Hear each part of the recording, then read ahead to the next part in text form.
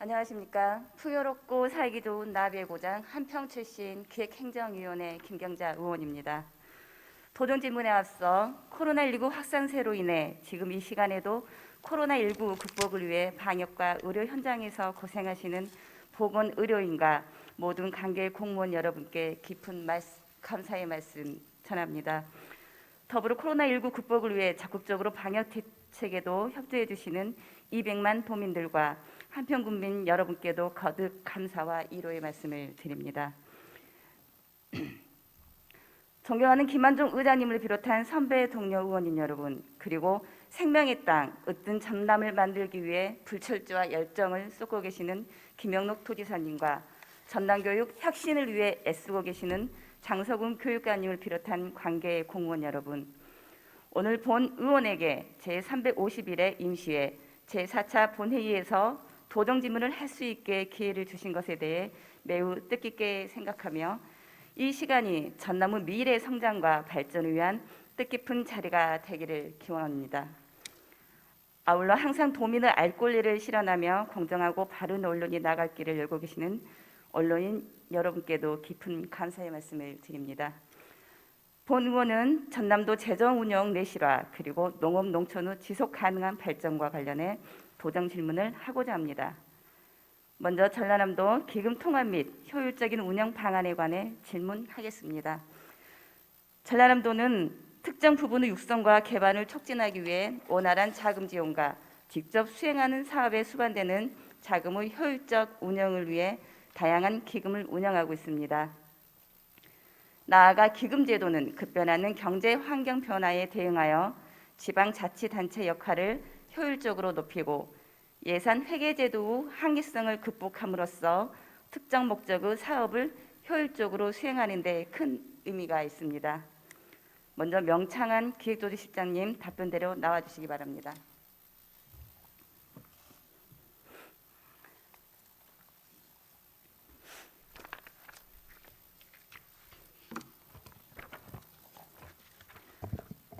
네, 실장님 현재 우리 도가 운영하고 있는 기금에 대해 간단히 설명해 주십시오. 예, 기획조정실장 명청환입니다. 먼저 답변에 앞서서 재정 운영의 내실화, 특히 기금과 관련된 부분 질의해 주신 김경자 위원님께 깊이 감사 말씀드리겠습니다.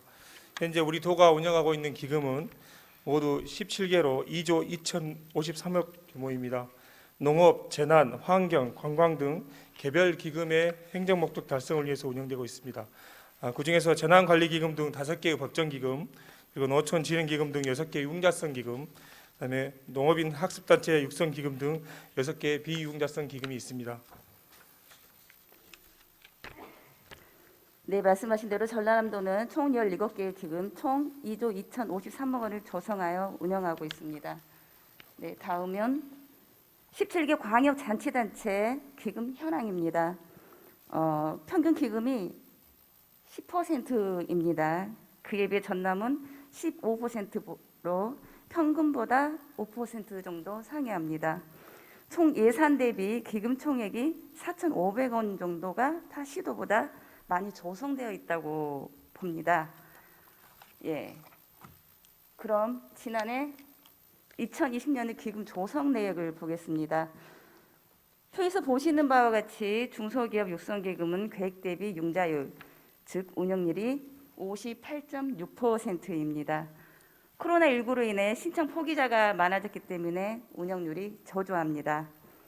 그에 반해 농어촌진흥기금은 계획 대비 운영률이 100%입니다.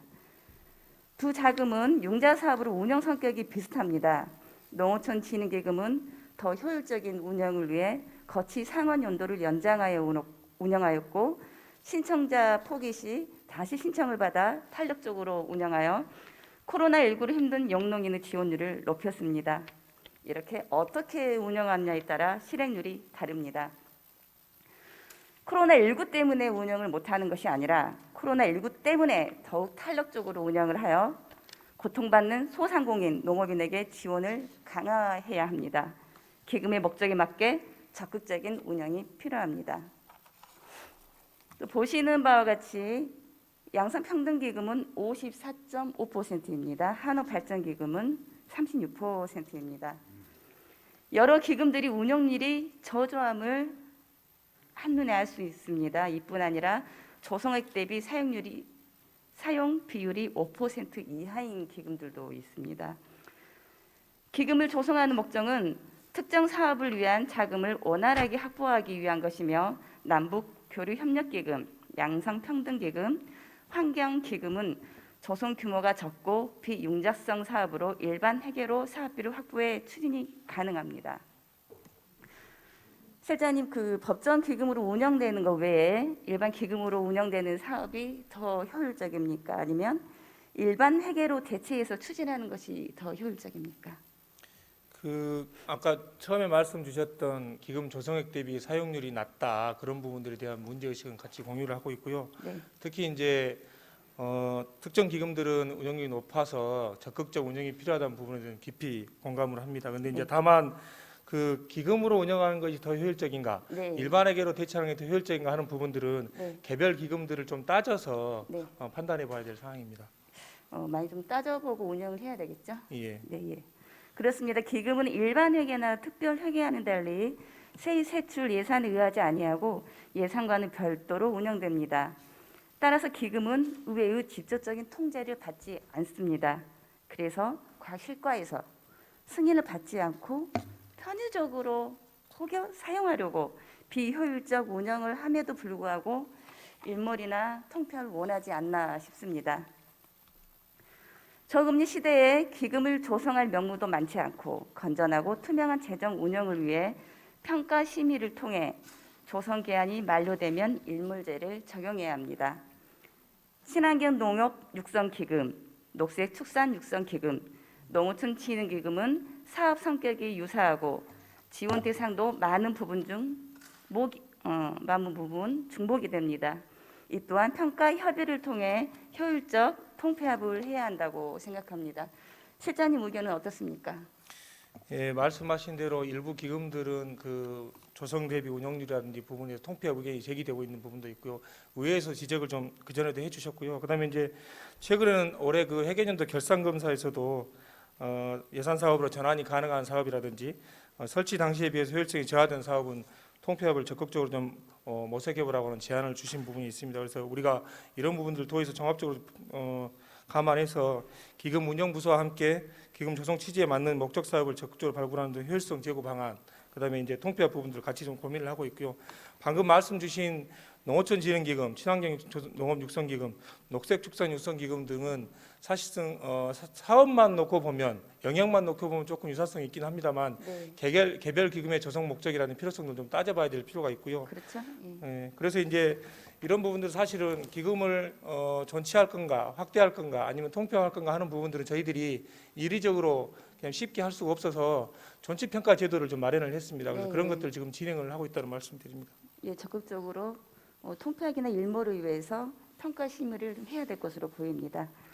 네, 답변 감사합니다. 17개의 기금별로 조성 기간이 정해져 있는데 전라남도는 작년에 한국발전기금 등을 3년 후 일몰토로 결정하였고 올해는 11개 기금이 존속 기간이 도래합니다. 이에 전라남도 효과적인 기금 운영에 대한 대책이나 방안에 대해 답변해 주시기 바랍니다. 예, 말씀 주신 것처럼 그 기금은 지방자치법, 그다음에 지방자치단체 기금관리기본법에 따라서 일반 회계나 특별회계로 사업이 곤란한 경우에 특정한 획정 목적 달성을 위해서 아주 제한적으로 설치할 수 있다고 되어 있습니다. 그래서 그리고 이제 의원님 말씀 주신 것처럼 사실은 개별 사업은 전부 의회의 예산 심의 통제를 받도록 예산 의회주의를 원칙을 적용을 받습니다. 그런데 기금은 그걸 네. 살짝 비껴가는 부분이기 때문에 특히 예외적인 부분에 필요한 경우에만 운영돼야 한다고 생각을 하고 있고요. 그런데 다만 1989년도에 우리가 지역개발기금을 처음 설치한 이후에 현재 도가 17개 기금을 운영하고 있습니다만은 일부 또 방만 우정이라든지 아까 말씀 주신 것처럼 비효율적인 운영 부분이 조금 지적되고 있는 부분들이 있습니다. 그리고 행정안전부에서도 2013년도부터 지방자치단체 기금관리기본법을 개정을 해서 유사 중복기금에 대해서는 통폐합 등을 강력하게 권고를 하고 있습니다. 그래서 저희들이 작년 1월 달에 존속 기한이 도래한 기금, 보통 5년 정도 단위로 이렇게 설정을 하는데 존속 기간이 도래한 기금에 대해서는 존치 평가 추진 계획을 만들었습니다. 그래서 작년에 이제 도래한 게 한옥 기금이었는데요. 한옥 기금을 내부적으로 그 기금 운영 부서와 하고도 좀 협의를 하고 그다음에 관련 단체들하고 협의를 해서 3년 정도면 이 기금 목적을 달성할 수 있겠다 해서 3년 뒤에는 별도의 평가를 하지 않고 당연히 일몰 하는 걸로 이렇게 결정을 했고요. 올해 지금 12개가 지금 도래를 했는데 그 전치평가 계획에 의하면은 필요성, 그다음에 정량 정성 평가 지표, 그다음에 민간 전문가를 포함한 평가 추진단을 만들어서 지금 운영을 하고 있습니다. 그래서 작년 말부터 저희들이 설명자를 만들어서 기금 운영부서하고 계속 지금 협의를 개별적으로 하고 있고요. 5월 달쯤에 이제 재정계획심의위원회 민간 전문가로 구성된 거기서 1차적으로 존치 여부를 평가를 할 거고요. 그다음에 6월경에 이제 6월 7월경에 의회 조례가 대부분 관련이 되어 있습니다. 그래서 의회에서 최종적으로 지금 조례 개폐를 통해서 존치를 할 겁니다. 네, 답변 감사드립니다. 실장님, 전라남도 예산은 어떻게 조성이 됩니까? 도민들의 세금과 국고에서 국고예산, 그렇죠? 예, 맞습니다. 전라남도 예산은 도민의 세금으로 조성이 됩니다. 우리는 흔히 혈세라고 합니다. 피 같은 돈이죠. 단 한 푼이라도 헛되이 쓰거나 낭비해서는 안 됩니다. 기금을 편성하고 활용하지 못한 예산들, 심의나 승인의 절차를 거치지 않는 예산들은 우리가 도민들에게 승인받지 못할 것입니다. 앞으로도 예산과 기금 운영 개선을 위해 적극적으로 노력해 주시기 바랍니다. 성실한 답변에 감사드립니다. 실장님 수고하셨습니다. 들어가셔도 좋습니다.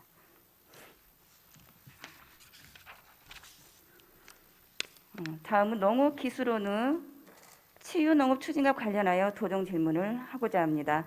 박홍재 농업기술원장님 답변대로 나와주시기 바랍니다.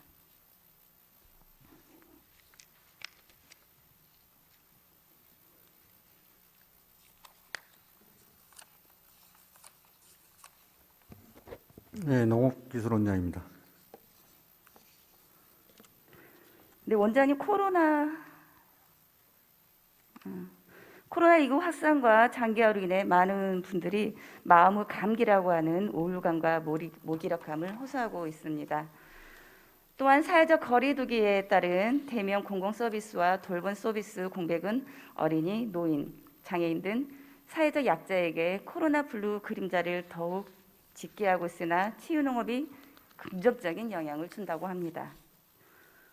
원장님, 그 치유농업이 구체적으로 어떤 긍정적인 효과가 있는지, 전라남도는 어떤 연구 개발을 해왔는지, 또 연구 결과 어떤 성과가 있었는지 말씀해 주시기 바랍니다. 예, 지금 치유농업에 관련 연구 결과를 보면은 고혈압이나 당뇨 등 그 만성 질환자를 대상으로는 인슐린 분비 기능이 약 한 47% 정도 증가를 했고, 또 스트레스 호르몬이 28%나 감소했다는 결과가 나와 있습니다.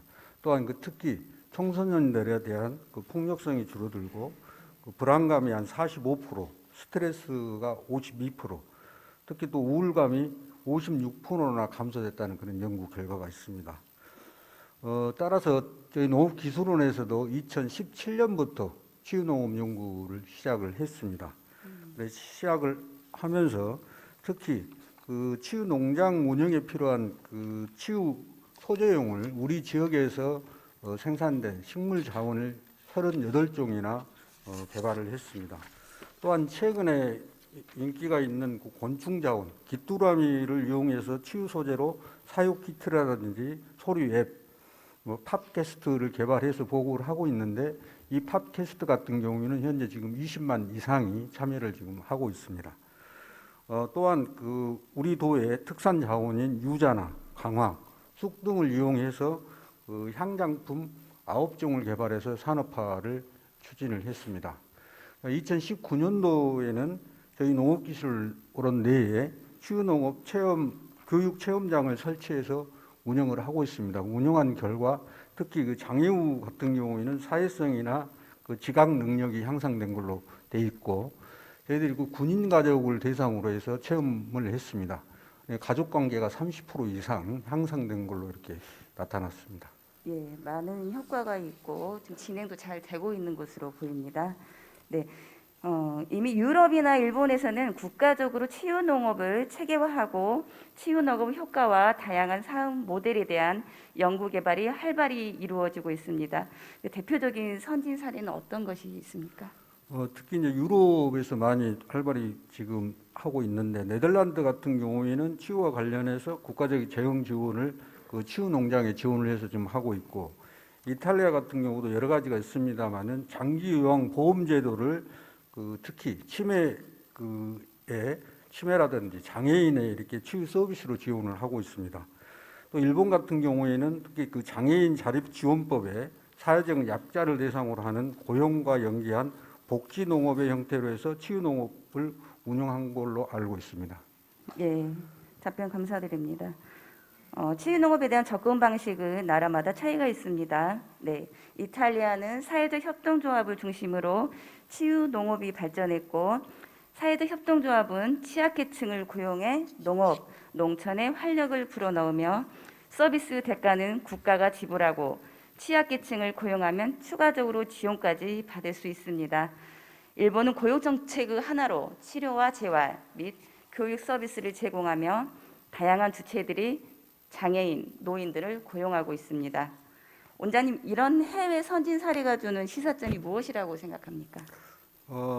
해외 선진 농업 국가에서는 특히 그 의료 보험 제도와 정책적으로 재정적으로 국가가 이렇게 지원을 통해서 그 치유 농업 활성화하고 고용을 창출하고 특히 이와 관련해서 농가 소득과 이렇게 연계를 하고 있습니다.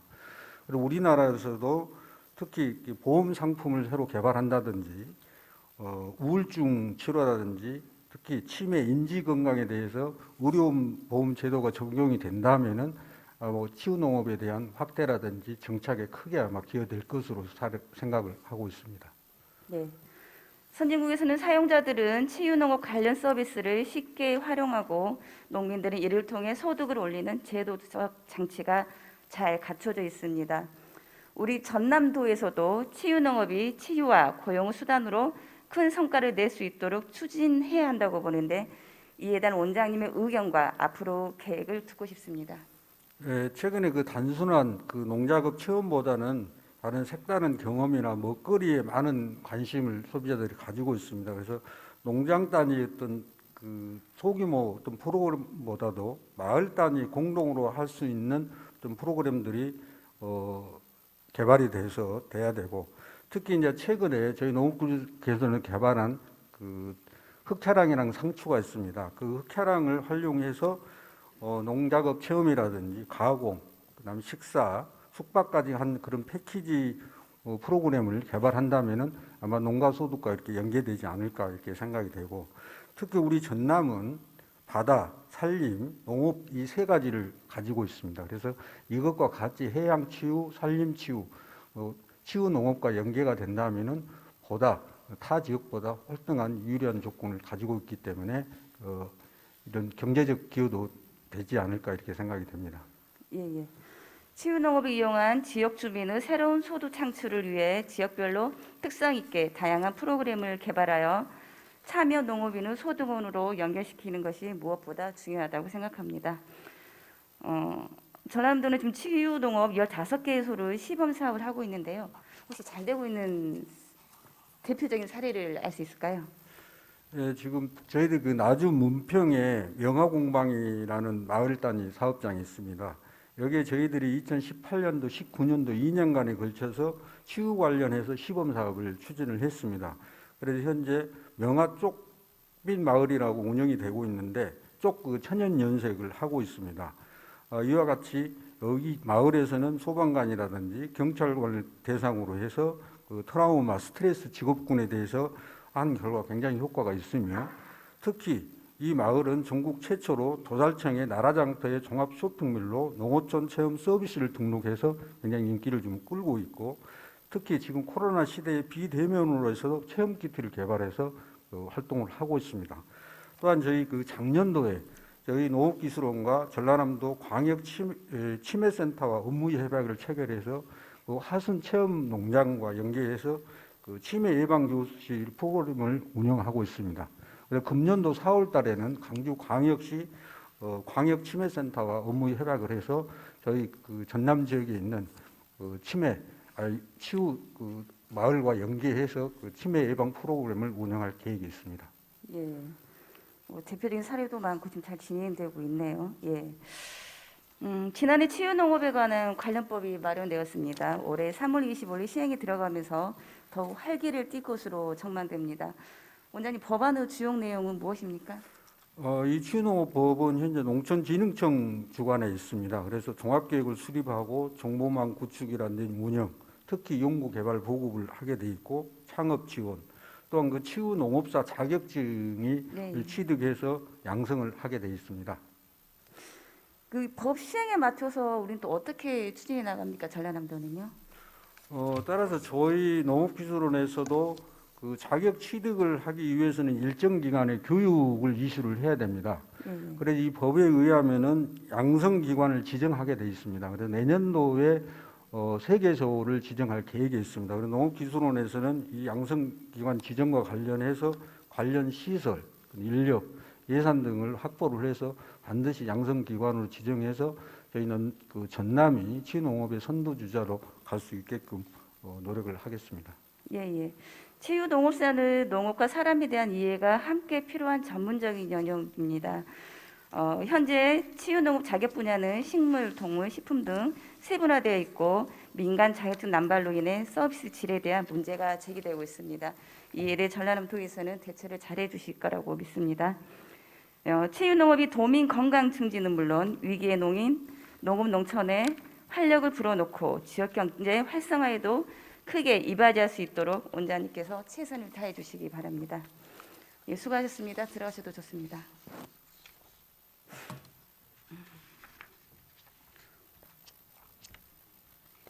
네, 감사합니다. 이상으로 본 의원의 도종 질의를 모두 마치겠습니다. 경청해 주셔서 감사합니다.